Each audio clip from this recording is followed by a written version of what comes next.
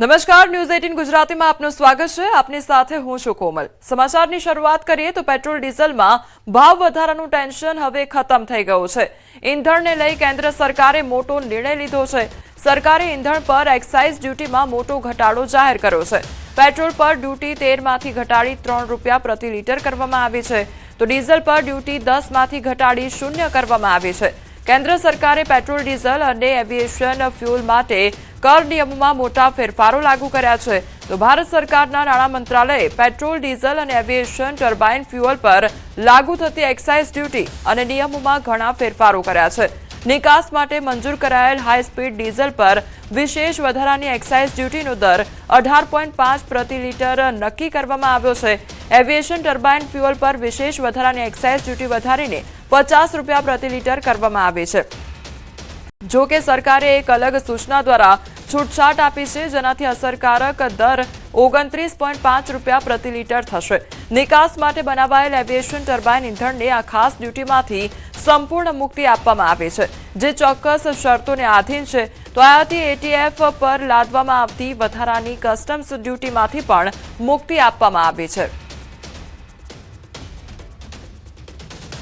Consumer का price बढ़ना नहीं है, उसके कारण हम निर्णय लिए हैं कि ऑयल मार्केटिंग कंपनीज को सपोर्ट दें और जिससे वो ज़्यादा दाम में खरीदने वाली चीज़ों को सरकार उनको मदद करेगी, मगर जनता के ऊपर रेट बढ़ाना नहीं होना चाहिए। सप्लाई कमी नहीं होगा, सप्लाई में अवेलेबिलिटी में कमी ना होगा, जनता को डीजल भी पेट्रोल भी क्रूड भी मिलेगा। आम जिंदगी में सबको गैस चाहिए, सबको पेट्रोल डीजल चाहिए, तो इसको किसी तरह से दाम ना बढ़े, नियंत्रण में रखे, इसके लिए इतना बड़ा फैसला लेना, वो भी पेट्रोल तब 3 रुपया एक्साइज ड्यूटी रख दिया, इतना कम आप कल्पना भी नहीं कर सकते हैं, और डीजल में 0 कर दिया। पश्चिम एशिया में વધતા સંકટ અને વૈશ્વિક બળતણની અછત વચ્ચે મોદી સરકાર દ્વારા પેટ્રોલ અને ડીઝલ પર એક્સાઇઝ ડ્યુટીમાં કરાયેલા ઘટાડાને કેન્દ્રીય ગૃહમંત્રી અમિત શાહે વધાવ્યો છે। તેમણે આ નિર્ણયને જનતા માટે રાહતદાયક ગણાવીને કહ્યું છે કે સરકાર હંમેશા લોકોના હિતને પ્રાથમિકતા આપે છે। આ પગલાંથી મોંઘવારીના બોજમાં ઘટાડો થશે અને સામાન્ય નાગરિકોને સીધી રાહત મળશે।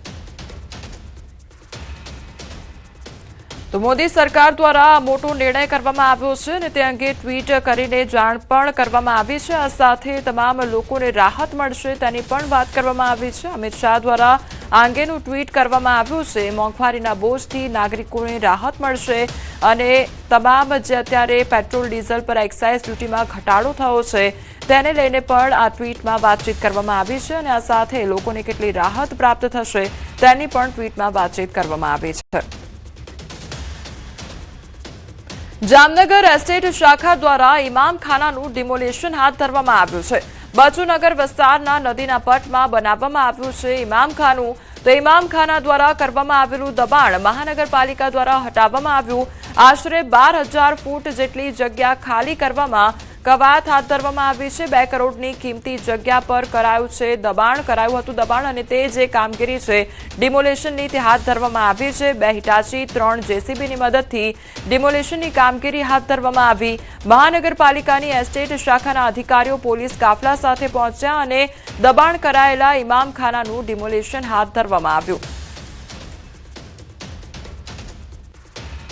માન્ય કમિશનર સાહેબની સૂચનાથી આજે બચુનગરમાં જે ઇમામખાનું હતું આશરે 12,000 ફૂટ જગ્યામાં તેની અંદાજિત કિંમત 2 કરોડ જેવી થાય છે, તેને તોડવાની કામગીરી તે ચાલુ છે। सूरत एरपोर्ट पर एक युवक ने मजाक करवी भारे पड़ी गई है। युवके पोतानी पासे बॉम्ब होवानी मित्र साथे मजाक करी। बाजुमां रहेला पेसेंजरे वात सांभળી लेता सीआईएसएफ ने जाण करवामां आवी। सीआईएसएफे तात्कालिक युवकने झड़पी कार्यवाही करी है। आवी मजाक विरुद्ध सूरतना डुमस पोलीस मथकमां जाणवाजोग फरियाद पण नोंधाई है। पोलीसे युवकनी अटकायत पण करी है। मूळ महाराष्ट्રના વતની મંસૂર सूरतथी दिल्ही जतो हतो।